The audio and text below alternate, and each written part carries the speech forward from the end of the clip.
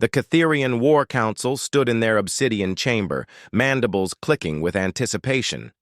Their greatest champion, Vextar the Destroyer, towered before them, 12 feet of chitinous armor, razor-sharp claws, and muscles that could crush starship hulls. Centuries of genetic modification and combat stimulants had transformed him into the perfect killing machine.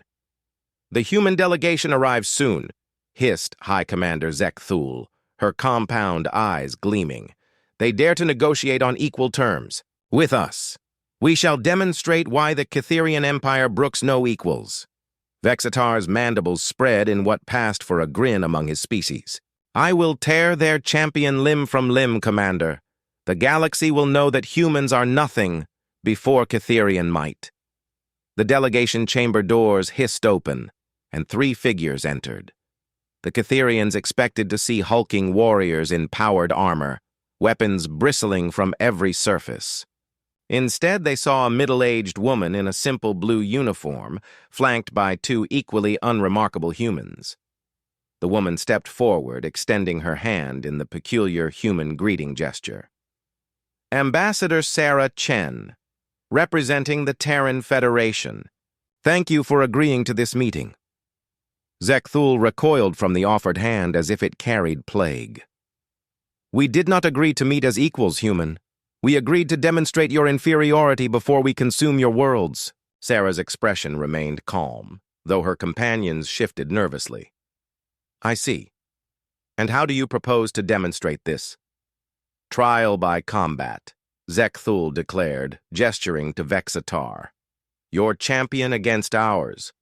When your warrior lies broken and bleeding, you will surrender your colonies to us unconditionally." Sarah glanced at Vextar, taking in his imposing form with the practiced eye of someone who'd seen her share of alien warriors. The creature's bioluminescent patches pulsed, with barely contained aggression, and his claws left gouges in the metal floor with each step. "Interesting," she said, pulling out a small communication device. "And if our champion wins?" Zekthul's laughter was like grinding glass. "Impossible. But should such a miracle occur, we will consider your territory claims legitimate." "Fair. Enough." Sarah turned to her companions. "Marcus, Jennifer, please step back. This might get a bit chaotic." The 2 humans retreated to the chamber's edge, leaving Sarah alone in the center. She raised the communication device to her lips. Vextar crouched, ready to spring. His enhanced muscles coiled like loaded springs, combat stimulants flooding his system. He had killed hundreds of opponents in ritual combat. This small, soft creature would be torn apart before she could even scream. Sarah pressed a button on her device and spoke a single word. "Luna." Then she did something that puzzled the Catherians. She pursed her lips and whistled. It was a melodic, trilling sound that seemed absurdly cheerful given the circumstances. The Catherians looked at each other in confusion. Was this some human battle cry? Some primitive attempt at intimidation? Vextar grew tired of waiting. With a roar that shook the chamber walls, he launched himself forward, claws extended to rend flesh from bone. The floor exploded. What erupted from beneath was something that defied the Catherians' understanding of biology.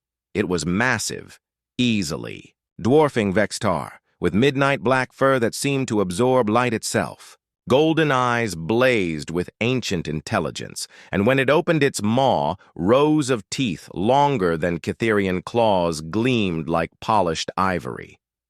The creature moved with impossible grace for something so large, intercepting Vextar mid-leap. The collision sent shockwaves through the chamber. Vextar's claws, capable of slicing through battle armor, skittered harmlessly off the beast's hide. "Good girl, Luna," Sarah said affectionately, as if addressing a beloved pet rather than a monster that could level city blocks. "Easy now. He's smaller than your usual playmates. The wolf, for that's what it was, though evolved far beyond anything that had ever walked ancient Earth, held Vextar pinned with one massive paw. The Catherian warrior, pride of his species, struggled uselessly beneath her weight. "Impossible," Zekthul whispered. "What manner of creature is this?" Sarah scratched behind Luna's ear, and the massive predator's tail actually wagged, nearly demolishing a support pillar. "Oh, she's a Terran gray wolf. Well, the Mark 7 version anyway. We've been working together for about 3 years now." "Working together?" Zekthul's voice cracked.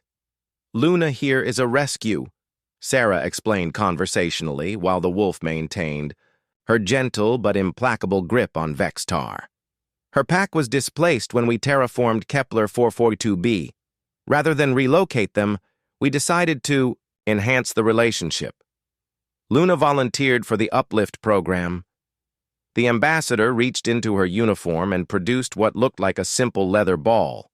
Luna's massive head turned toward it immediately, her tail wagging harder. "The thing about humans," Sarah continued, "is that we don't create perfect killing machines. We make friends with them." She threw the ball across the chamber. Luna immediately released Vextar and bounded after the ball like an overgrown puppy, her massive form moving with surprising delicacy around the chamber's fixtures.